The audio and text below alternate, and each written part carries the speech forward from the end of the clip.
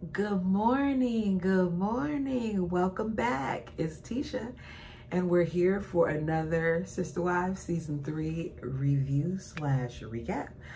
I want to apologize for yesterday's upload. I'm telling you, I went to put it up there.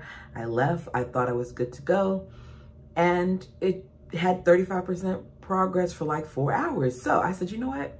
I'm going to just do it this morning. So I did it this morning. It's up there. If you didn't get a chance to watch it, go back and watch it. As I said, I'm trying to stay consistent and at least post once a day with these sister wife recaps. So let's begin. Season 3, episode 10, the Sister Wives on the Strip. So the ladies meet up with Bill, who is their trainer that we've seen in previous episodes, to continue some of their workouts. They let us know that they've enjoyed it so much that at this point they want to open up a fitness center of their own. Because it's been almost a month of them working out and Mary knows that their weigh-in is coming soon, she decides that she wants to work out at least 5 times a week with Bill because she wants to see some good results on the scale. Feel like it's kind of late. Mary, you knew this entire time that you were working out. You knew what you were doing and what you weren't doing. And doing something at the last minute may get you a little bit of results, but it's not going to get her the results that she was hoping she would get. Bill talks about the various wives and how they've improved since working out with him. He speaks about, you know, how he's noticed that, like, example, Janelle before couldn't even get on the stair climber for not even a minute, and now she can do 3 minutes and she can do it in different cycles, and how Christine is progressing with her workouts and, you know, things of that nature. He's very proud of them. We find out that prior to working out, that Christine had several anxiety attacks, which caused her to have to be put on an antidepressant. Why, you say?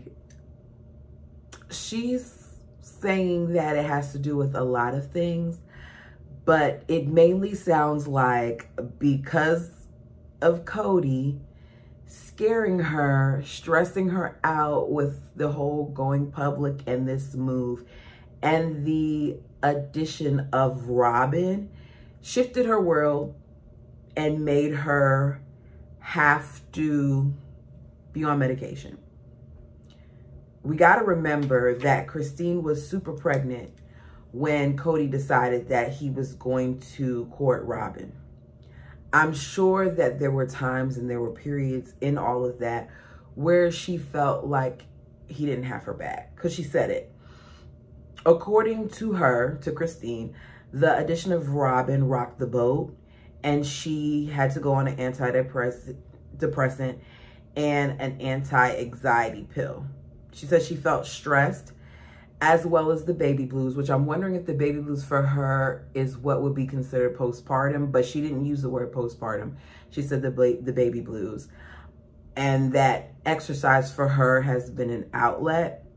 She talked about how one time when she was doing a workout, it was really, really tough, and she just felt like she couldn't make it, and she was really emotional, and Bill told her, like, you need to go ahead and, like, embrace those emotions and continue to work out because this is good for your body. Kind of like it's therapeutic for her, which there are some people who feel like working out is therapeutic. I will say that the endorphins that come from working out, and I need to go because the gym keeps taking out that monthly payment and I haven't been there since April. Don't tell nobody. That's our little secret, you guys.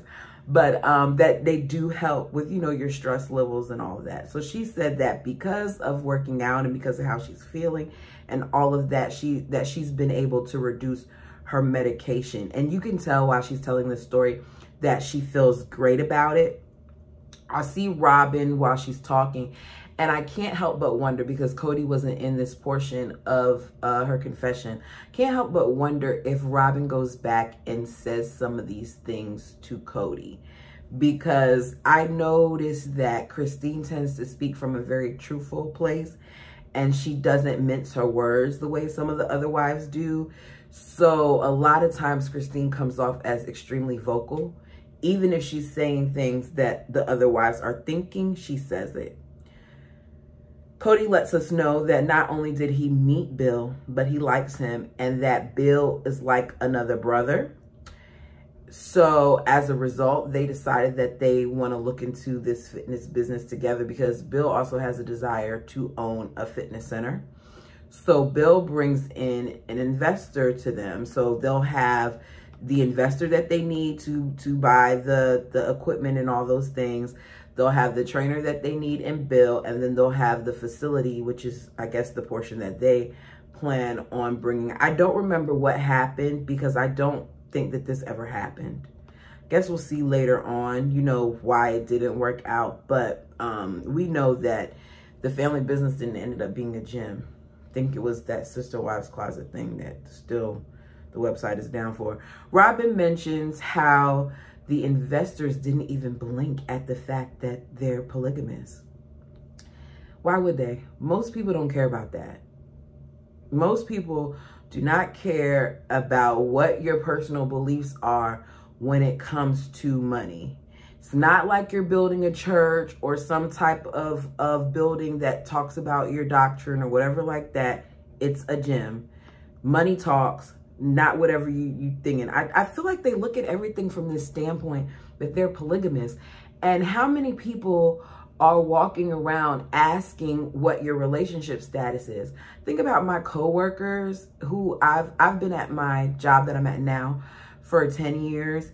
And I never went around and asked any of them what their relationship status was or who they're married to or anything like that. I don't care. It's really not my business. So the fact that they keep like bringing this up over and over again, I'm like, okay, here we go again with this polygamous stuff. I don't think that people are worried about that. Are people even worried about that? Y'all let me know down below if you think that people are worried about that. We see the ladies getting their hair done. They're calling it a makeover, but all they're doing is getting their hair done. And they let us know that in their religion, unlike Warren Jeff's people, because you know they love always referring to them, they don't have any rules on their hair. Even as far as attire, there's not really rules, but they believe in modesty, which means if you believe in modesty, that you should believe in covering your bodies, which is part of the reason why they like wear the tank tops and you'll see them with the shirt underneath and all that stuff, because they believe in modesty. They take pictures. I don't know why they took pictures. I don't know what the pictures were for, but they took them.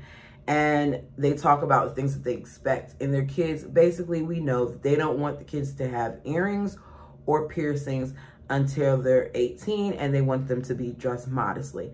Me personally, well, for girls, I don't think you should have to be 18 for earrings, but for boys either, depending on where it's at. I know my son wanted to get his ear pierced. He didn't want both of them. He just wanted one. So when he went to get his ear pierced, we were told like the left side means this and the right side means that, something that I wouldn't even think about. And he was, I think it was before the pandemic. I know that much. So he had to be like 13 when I let him do it. And at one point he was talking about, you know, wanting to get a nose piercing. I don't think he wants that now. But now his latest thing, which he's been saying for several years, is that he wants a tattoo.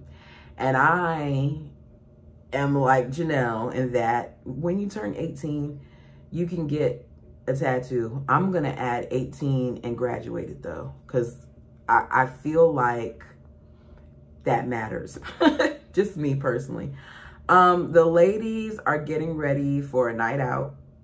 So all of the children eventually at some point, because the teens have the things that they're doing after school and all that. And we see Logan take Cody's car to go and get his siblings. But all the children will be at Christine's with Cody while the moms are out.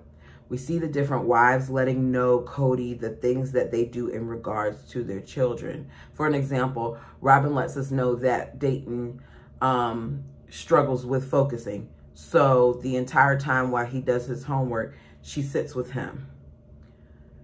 So we're supposed to believe that Cody is such a hands-on father when he has to be told what to do with his children while their moms are out for a few hours. I do not believe that Kody is hands-on. I do not believe that Kody spends a lot of time with his children during the daytime, because if he did, these were things that he would know. He should have it in his mind what the routine is of all of his children and all of his wives. So I don't think that Kody is as emotionally invested or physically there as he tries to pretend to be, because you would know this.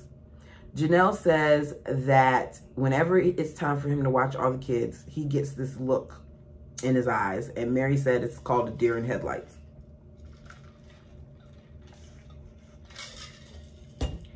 Even though Kody was told by Robin to sit next to Dayton while he's doing his work, while he's doing his homework, the entire time she said she sits next to him, Kody has him at the table while he's in another area, and he keeps reminding him to focus, to stay focused on his work. We get reminded by Kody that Dayton has Asperger's, which affects his ability to concentrate. Like sometimes he's hyper-focused and other times he's all over the place. You're sitting at a table and you have all these siblings and you're doing work and all your siblings are all over the place. Of course, it's going to be hard for him to focus. It may be hard for a child that does not have Asperger's to focus. So I'm like, common sense. Put him in another room or tell the kids for right now, everybody do your homework. And if you don't have homework, it's quiet time. Boom. Knock it out. Keep it moving. Eventually, Kody moves him to Christine's room to do his work. Not because it was his idea, but because Dayton let him know that he needs to be in a place where it's quiet. Once he's moved in the room, Dayton is able to get it done. Meanwhile, we have Kody who comes and sees that he does this work, and he takes so much pride in the fact that he moved Dayton to Christine's room to do this work, and he took credit like he helped him. Kody didn't help that boy. Dayton is the one who said that I need to be in a quieter place. I need to be somewhere where it's quiet. All Kody came and did was check that he did the work, but Kody is going to take credit. He was so excited and so proud of him that his work was done. But as I said earlier, Kody didn't do anything. Mykelti comes home from school in a tank top. Kody lets us know that he's beside himself, that he taught her better than to dress like that. He doesn't understand why she's not dressing more modestly. Oh, excuse me. We hear her telling Kody that her mom said it was okay because she had to do it for a project. I don't know what project requires you to dress like that, but if she had told her teacher that her religion doesn't allow this, or her religion encourages modesty, the teacher would have allowed for her to, you know, dress modestly. I've seen it done. So Mykelti was just being Mykelti. As I said before, I highly doubt that Christine would be okay with Mykelti dressing like that, showing more skin, even though to me it's not really a big deal, but showing more skin when we've been told in multiple episodes, multiple times, that Mykelti's way of acting out is by showing more skin. We've even heard it from Mykelti herself. Kody then says, while the kids are running all over the place and being loud, that when you have 4 homes, you aren't set up for a family of 1. It's loud and it's challenging. He says that this is why they all feel that they need a big home. I don't quite understand the statement that Kody made in regards to the 1 house versus the 4 house, because when you were in the 1 house, did you not have a place where you gathered? Because it wasn't like the 1 house had this amazing space that made it significantly larger. We know for a fact that one of the things that the ladies loved about these newer homes is that they had more space. Example, Christine had way more bedrooms than she did at the other house for herself and her children. I think at the other house she had 3 bedrooms. And now it seems like, I can't remember if she had 4 or 5. I know she wanted 5. Did she want 5? I think she wanted 5. But the point is, they have more space than what they had before. So you trying to use the one home as a reference to why the kids wouldn't be so all over the place and all that other stuff. No, that didn't have anything to do with it. The moms are out. We see them out doing the bonding thing while Cody is still with the kids. And he's saying, like, they get to have a girls' night out, but I don't have I don't get to have a guys' night out. I haven't had a guys' night out in a while. Cody also gets to be a part-time dad. He's not completely checked in with all his kids. So you talking about the women getting to have one night out when they're always with your children, whereas you get to rotate and be around your children when you feel like it, really, and at the times you feel like it, because we know that you make it seem like you're a lot busier than you are during the day, which is why sometimes you wouldn't arrive to Christine's until like 6 o'clock in the evening and then be on your phone and then the kids go to bed. So you were not checked in. We find out that Leon is getting under Cody's skin because Cody needs help doing everything when it comes to these kids. And he needs Leon to clean off the table, and he has kids that still need to do homework. We see him sit down at the table with Brianna, and she's crying because she doesn't want to do her homework and she's so tired. The simple fix to that would have been, like I said earlier, where everybody has to sit down and be quiet, whether they have homework or not, as well as make them do it sooner. Like, have them come in the house, give them a snack, do homework, and then you can eat. Like, let's not act like parents around the world don't have a routine with their children when it comes to coming home and doing homework. Oh, wait, that's right. Cody wouldn't know what the routine is because Cody's not there. We see the wives at the strip. Mary and Christine go on a zip line. They enjoy it and feel like it went too quickly. They talk about some of the people that they encountered on the strip. They saw this guy who was painted in silver, like a statue, and they enjoyed him.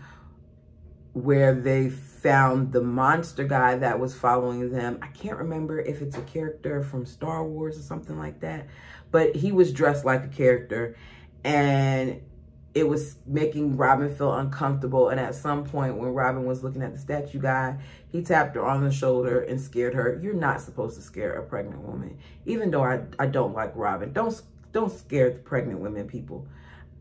Anyways, Robin runs into Christine's arms and Christine protects her, and she's like, yeah, don't mess with me and my sister wives, and does a snap. And I just... Robin is great at acting. We get back to Cody, who is worn out from the few hours that he had to watch these kids. And all the older kids are going to their prospective homes and watching their little kids, their little siblings. I said their little kids, but that's how they get treated sometimes. The older kids did a lot. Putting them to bed and all that other stuff, while Cody goes to Robin's house because she doesn't have any teenage kids. At least that's what he's saying, the reason why he's going over there. And he puts her children to sleep. This made me think about Mary, because I thought that we were told a few episodes ago that Isabel and Brianna were moving in with Mary. But in this episode, we see Brianna getting tucked in at her mother's house, which is Robin's house. So what happened to the girls staying at Mary's? TLC is showing us this dumb episode, in my opinion, of them going to the strip. Meanwhile, you're not filling in some of the gaps that we're seeing. Like, things aren't making sense sometimes, because it's like, okay, y'all are skipping key things. You're doing like you did in the episode where we get told that the kids were gone for 2 months in the summer, but then it's summertime and they're out camping. So What's what? Are you jumping timelines? No, they're not jumping timelines because Robin's been pregnant this whole time. So what is going on? Cody sends his wives a text message because it's late and his wives still aren't home. Do you want your wives to be home so that you can go and hug and kiss each one of them goodnight? He says it's 11:20 and he's ready for them to come home. More like it's 11:20 and I need Robin to come in this house so I can get, you know, in bed. He doesn't say it, but that's how he feels. It's a bunch of noise in the background while he's calling them, but Cody says that he doesn't have to worry about his wives because he knows their character. We get back and we see the ladies at the end of Fremont Street, I believe Mary said, where it gets too adult for the wives. We hear again from Robin that people look at their lifestyle and think about sex. Christine chimes in and said, why, if it's just about sex, then why would you take on the responsibility of wives? Why be emotionally there for wives? He stopped being emotionally there for you guys a long time ago.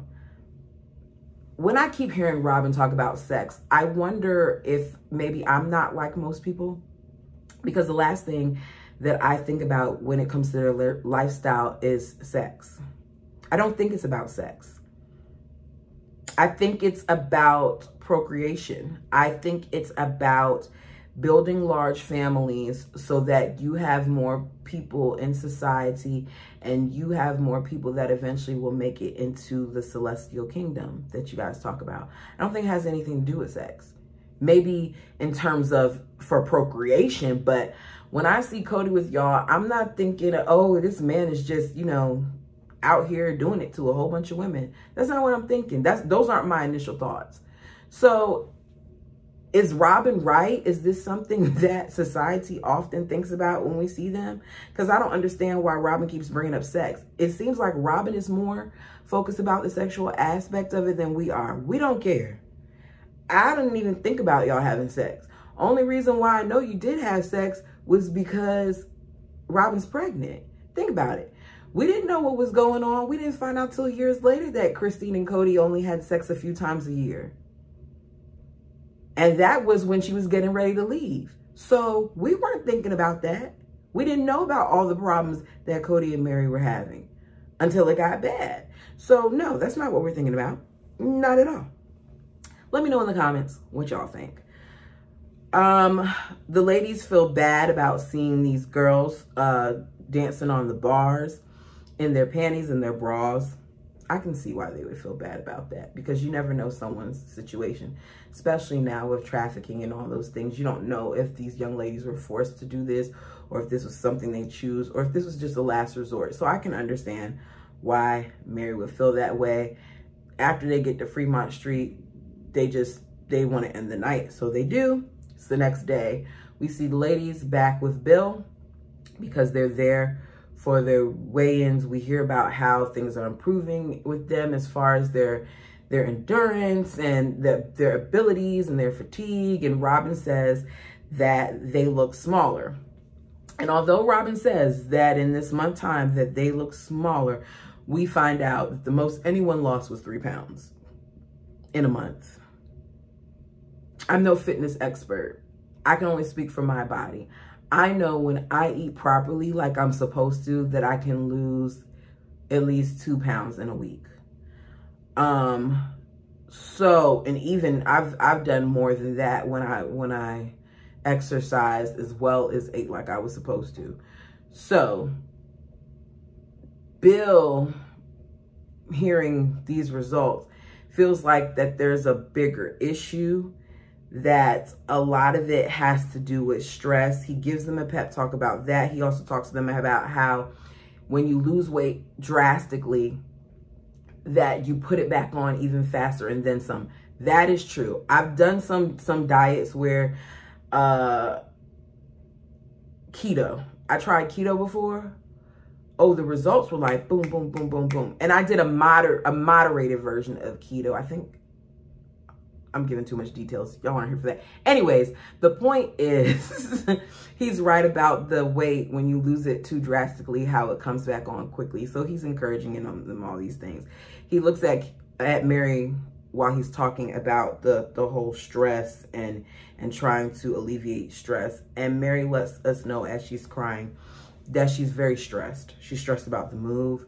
She's stressed about the investigation. She's stressed about the 4 homes that they're now in and the 4 bills that they have. And she wonders sometimes whether they're going to even make the monthly payments. And what stresses her out the most is that she cannot do anything about it. Bill feels like if Mary doesn't let this go, if she doesn't find a way to work through this stress, that she doesn't even need to work with him because she's not going to have any results. And I was like, gracious, she's not going to have any results? Like none? I may need to look into that. I'm not saying that this whole talk isn't true. I'm not saying that Mary doesn't have stress about the things that are going on. But when you add additional bills like getting a trainer for not just you, but for your other wives, getting a membership for not just you, but the other wives, getting your hair done, getting some of them, their nails done, because Robin's nails are always done. Sometimes the things that you're saying as it relates to finances does not line up with your actions. I can't feel sorry for this family about their possible struggles when they're doing things to add to the struggle. TLC can play all the sappy music in the background while Mary's talking and crying, but actions to me speak louder than words. I do not feel sorry for them at this point because what you all are presenting is not what you're showing. And not only that, Janelle is the one who is the financial person in the family. So for Janelle not to be chiming in on this discussion while Mary's crying and being all emotional about finances and stuff, for Janelle not to say that it's okay, we're in a good place, let's take it a step from that. I just thought about this. This isn't even in my notes. Y'all are financially struggling and you're worried about the next payment, but you want to have a business? You're ready to put money down for a business. Your husband has cashed in, I don't know if it was all of his retirement. We know that he was talking about Janelle probably cashing in hers. So where are we going with this? I just feel like it's not as bad as they make it seem. And I don't feel sorry for Mary while she's crying. And apparently her wives don't either, because they were playing all this type of music and Mary was all tears and Robin was sitting there. Robin didn't even muster up one of her normal fake cries for Mary. She didn't make the sound. She didn't wipe her face, anything. So why is Mary the only person worrying about this? I think it's because it's not true. Let me know your thoughts and opinions down below. Please like, comment, and subscribe if you haven't already. Subscribe. If you've watched more than one of my videos, then obviously, you want to be a part of, the crew. So go ahead and join. Thank you so much, as always, for your time and for listening to me. Until next time.